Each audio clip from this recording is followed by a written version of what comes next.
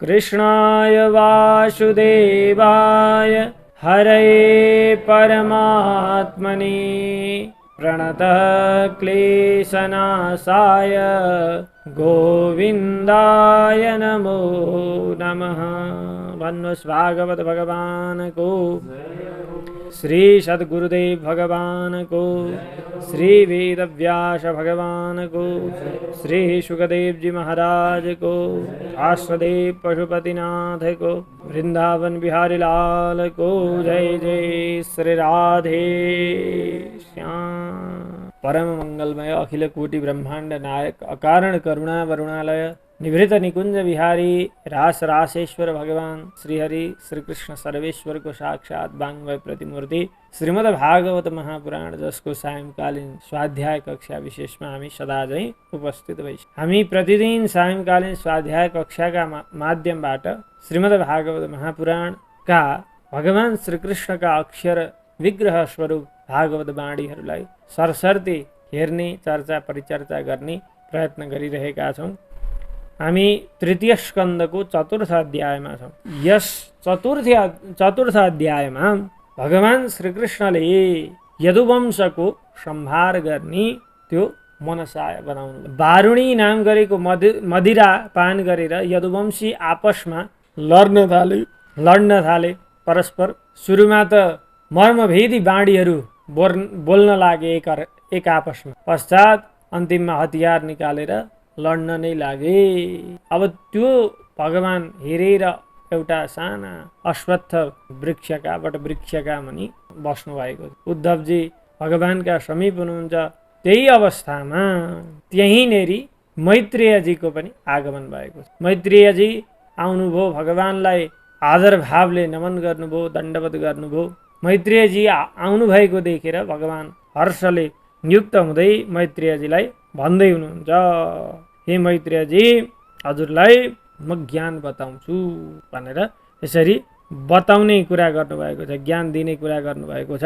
त्यो कुरा के छ हामी अगाडि 13 श्लोकबाट हेर्दैछौँ। पुरा मया प्रोक्तमजायनाभ्ये पद्मे निषण्णाय मम विसर्गे ज्ञानं परं मन्महिमा वभासं यत्सूरयो भागवतं वदन्ति।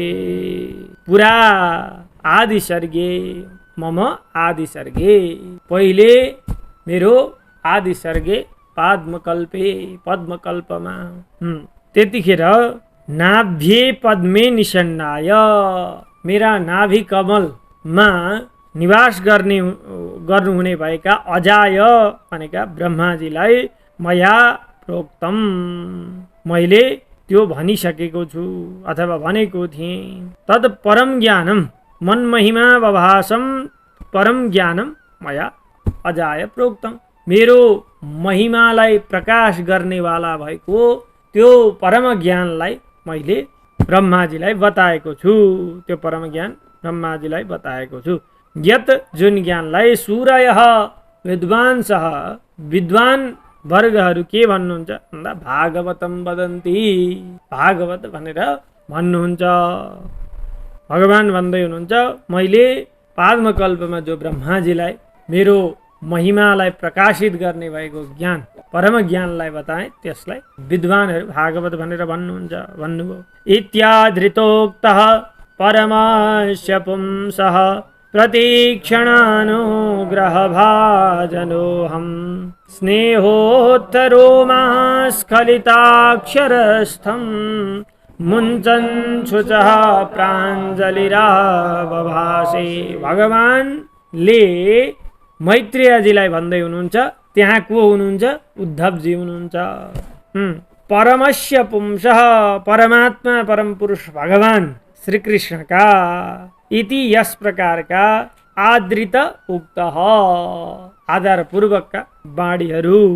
ती बाणीहरू कस्ता थिए त भन्दा स्नेहोत्थरोमा, रोम रोम हर्षित गराउनेवाला भएका थिए। अनि स्खलिताक्षरस्तम मुञ्चन छुच प्राञ्जलि रावभासे।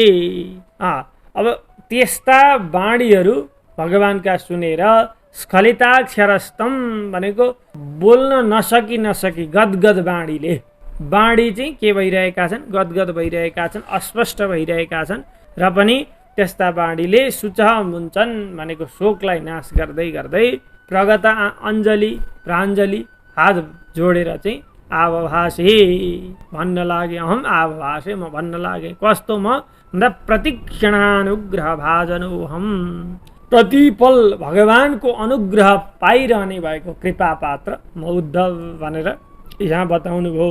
कोन्विसते पाद सरोज भाजाम सुदुर्लभोर्थेषु चतुर्स्वपीह तथापि नाहं त्रवृणोमि भूमन् भवत् पदाम्भोज निषेवणोत्सुकः। हे ईश, हे परमात्मा भगवान भन्दै हुनुहुन्छ उद्धवजी भगवानलाई, हे भुवन, हे सर्वव्यापक भगवान, चतुर्षु अपि अर्थेषु सुदुर्लभः, यह भनेको धर्म अर्थ काम मोक्ष यी चार पुरुषार्थहरूमा पनि अत्यन्त दुर्लभ भएको यस संसारमा ते पाद सरोज भाजाम, तपाईका चरण कमलको सेवा गर्ने भएका तपाईका भक्तहरू को त्यस्ता होलान् जसले चाहिँ भगवत पदाम भोज निषेवणोत्सुक। कस्ता खालका भन्दाखेरि भगवत पदाम भोज निषेवणोत्सुक, भगवानका चरण कमलको रसलाई निरन्तर लिनका लागि उत्सुक हुने भएका यस्ता तपाईका चरण कमलका सेवक, यस्ता को चाहिँ होला र ती चारै पुरुषार्थहरूलाई ग्रहण गर्ने इच्छा गर्ला। किनकि उसलाई त केवल के छ, भगवानका चरण कमलको रस लिनका लागि मात्रै उत्सुक भइरहन्छ। तथापि नाहं प्रवृणोमि, तपाईको चरण कमल सेवा गर्दाखेरि चारै पुरुषार्थ प्राप्त हुन्छ, तर पनि के छ भन्दाखेरि मलाई ती चार पुरुषार्थहरू कुनै चाहिएका छैनन्, केवल हजुरको चरण कमल मकरन्द पान गर्न पाइरह्योस् भनेर यसरी यहाँ उद्धवजीले भगवानलाई भन्नुभयो।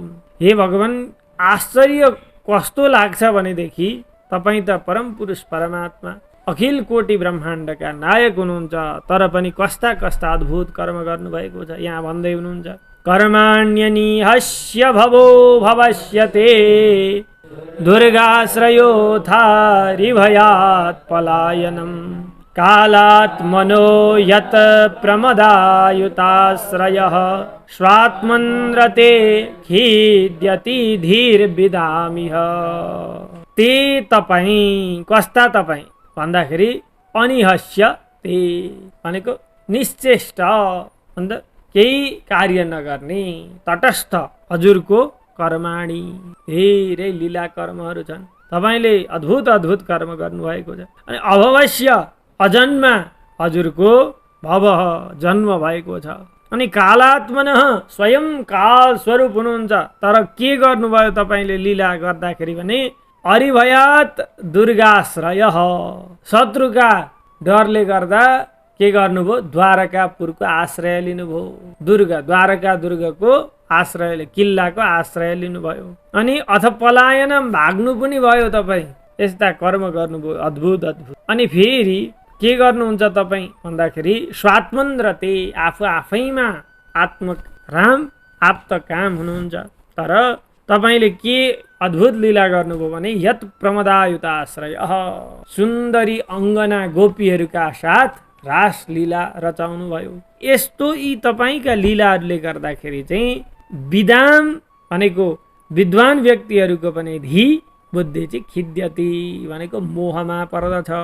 के हो अचम्म, अजन्मा भनेर भनिन्छ, जन्म लिएकोले भगवानका अवतार कति हो कति छन् हैन। अनि फेरि के भनिन्छ भन्दाखेरि भगवानलाई निश्चेष्ट, केही कर्म नै गर्नु हुँदैन भगवानले भनेर, तर भगवानका लीला कर्महरू कति छन्। अचम्म छ भगवान हजुरको यो लीला भनेर यसरी उद्धवजीले भन्नुभयो। अब अगाडि उद्धवजी भन्नुहुन्छ मन्त्रेषु मां वा उपहूययत् अकुण्ठिता खण्ड सदात्मबोधः पृच्छे प्रभो मुग्धैवा प्रमत्तस्तन्नो मनो मोहयति वदेव।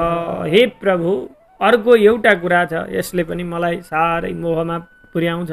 अकुण्ठित अखण्ड सदात्मबोध।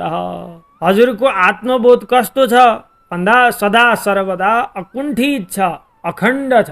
हजुर त ज्ञानको भण्डार हुनुहुन्छ, हजुर नै ज्ञानको स्वरूप हुनुहुन्छ। यस्ता तपाईँ अनि के गर्नुहुन्छ? यत्त्वम, यस्ता तपाईँ चाहिँ मन्त्रेषु माम उपहुय पृच्छे। हे प्रभु, मन्त्रणा सल्लाहका लागि चाहिँ उद्धव सल्लाह देऊ त भनेर मलाई भन्नुहुन्थ्यो भने भगवान् उद्धवलाई सल्लाह माग्नुहुन्थ्यो, जो साक्षात् ज्ञान स्वरूप हुनुहुन्छ, चित स्वरूप हुनुहुन्छ। यस्ता भगवान् उद्धवजी यही कुरो गर्दै हुनुहुन्छ। हजुर स्वयं चित स्वरूप हुनुहुन्छ, ज्ञान स्वरूप हुनुहुन्छ, तर मन्त्रणा गर्नका लागि मलाई भन्नुहुन्छ। कसरी सोध्नुहुन्छ भन्दा अप्रमत्त धैर्य भएर, जसरी एउटा योग्य शिष्यले गुरुका अगाडि गएर नम्र निवेदनका साथ जिज्ञासा राख्दछ, त्यसै गरी भगवान्ले के गर्नुहुन्छ? उद्धवका अगाडि गएर नम्रताका साथ सल्लाहको याचना गर्नुहुन्छ। अप्रमत्त अनि मुग्धैव, एउटा अज्ञानी जस्तो गरेर यसरी तपाईँले गर्नुहुन्छ। तत् नः मनः अतीव मोहयति। त्यो कुराले चाहिँ मेरो मन मोहमा पार्दछ।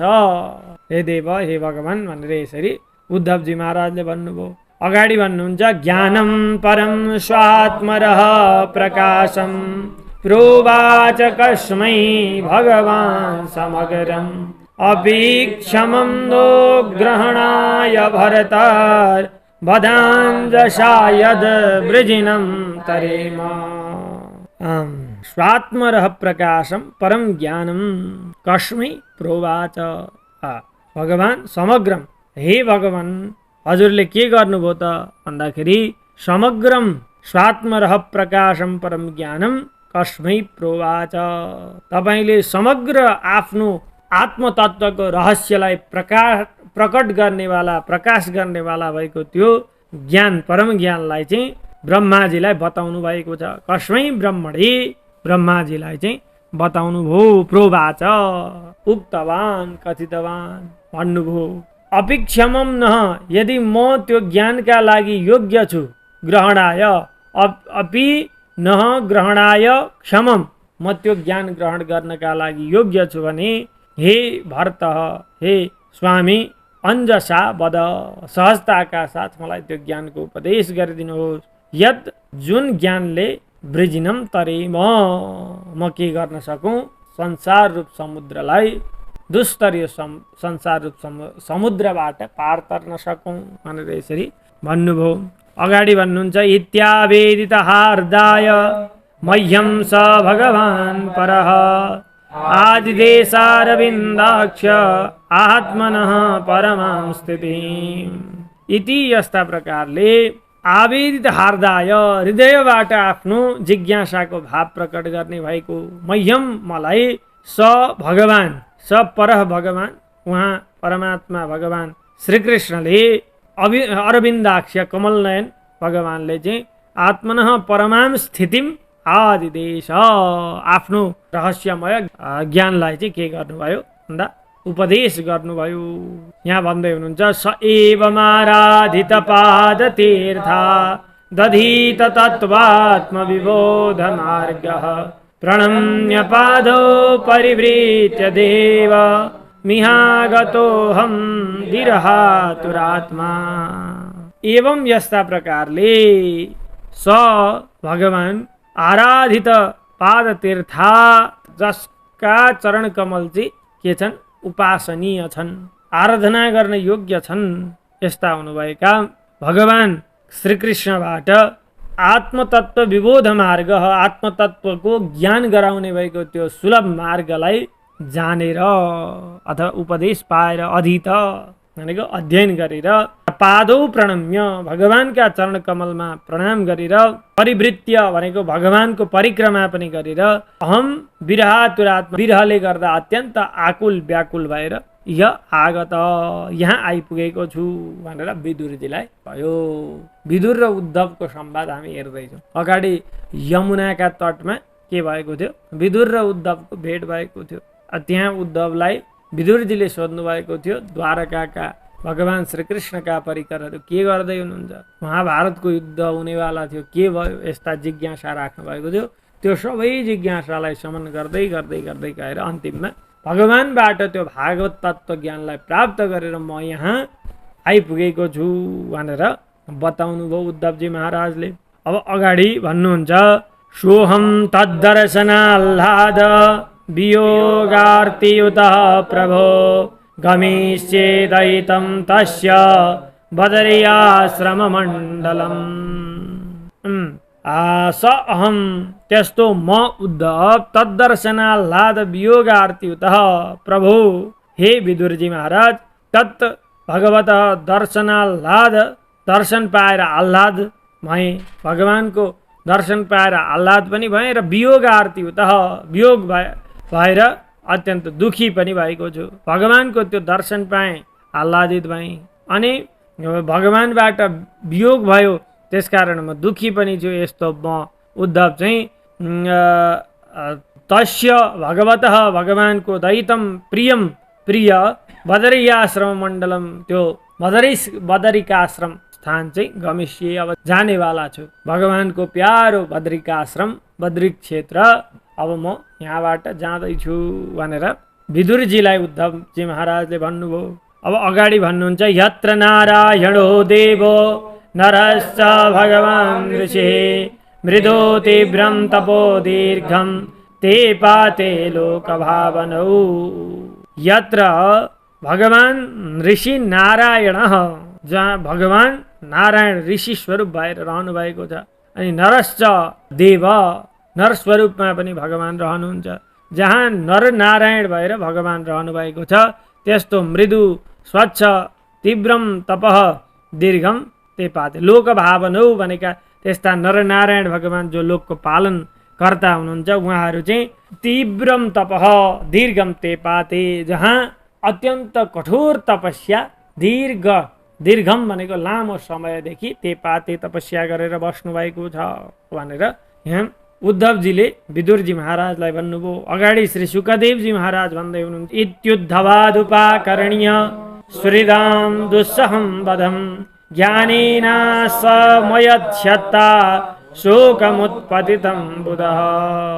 बुधः ज्ञानी हुनुभएका क्षत्ता विदुरजीद्वारा उद्धवादुपाकर्ण्य, उद्धवजीद्वारा सुनिएका, इति यस्ता प्रकारका दुस्सहम सुहृदां वधम, सहन गर्न नसकिने भएको त्यो आफ्ना बन्धुजनहरूको त्यो वधलाई, यता भगवान् श्रीकृष्णद्वारा यदुवंशीहरूको पनि संहार गरेका कुरा, उता महाभारतको त्यो भयङ्कर युद्ध भएको कुरा, यी सबै कुरा सुन्नका लागि नसकिने खालका थिए, अत्यन्त वेदना दिने खालका थिए। त्यस्ता कुरा चाहिँ सुन्नुभयो। अनि उत्पतितम शोकम भनेको त्यो उठेको शोकलाई, दुखेको हृदयलाई चाहिँ के गर्नु भन्दाखेरि ज्ञानेन, ज्ञानद्वारा असमयत समन गर्नुभयो। आफ्नो ज्ञानद्वारा, बुद्धिद्वारा चाहिँ समन गर्नु, भावद्वारा उठेका ती शोक भावनाहरूलाई ज्ञानद्वारा समन गर्नुभयो विदुरजी महाराजले। अगाडि भन्नुहुन्छ शतं महाभागवतं व्रजन्तं कौरवर्षभः विश्रम्भादभ्यधत्तेदं मुख्यं कृष्ण परिग्रहे। भने कौरवर्षभः स, कौरवहरूमा श्रेष्ठ हुनुभएका विदुरजी, त्यस्ता उहाँ चाहिँ महाभागवतम भनेको भगवानका परम भक्त हुनुभएका तम, उहाँ उद्धवजी महाराज जो व्रजन्तम भनेको हिँडिराख्नु भएको थियो उहाँलाई चाहिँ, अनि फेरि कस्ता हुनुहुन्थ्यो उद्धवजी भन्दा कृष्ण परिग्रही मुख्यम भनेको भगवान श्रीकृष्णका परिकरहरूमा, सेवकहरूमा अत्यन्त श्रेष्ठ हुनुहुन्थ्यो, मुख्य हुनुहुन्थ्यो। उहाँलाई चाहिँ विश्रमवाद अव्यदत्त, इदम यो कुरा चाहिँ विश्रमवाद अव्यदत्त सुनाउनका लागि आग्रह गर्नुभयो। मतलब त्यो भागवत तत्त्व जो मैत्रेयजी र उद्धवजी महाराजलाई भगवान श्रीकृष्णले प्रदान गर्नुभएको थियो भागवत तत्त्व ज्ञान हो, त्यो ज्ञान चाहिँ सुनाउनका लागि आग्रह गर्नुभएको छ। अब अगाडि विदुरजीले के भन्नुहुन्छ, विदुरजीलाई उद्धवजी महाराजले के भन्नुहुन्छ, हामी अर्को बसाइमा अवश्य नै आजको यो बसाइ भगवान श्री कृष्णका श्रीचरणमा विराम गर्दछु। कृष्णाय वासुदेवाय हरे परमात्मने प्रणत क्लेशनाशाय गोविन्दाय नमो नमः। भन्नुहोस् भागवत भगवानको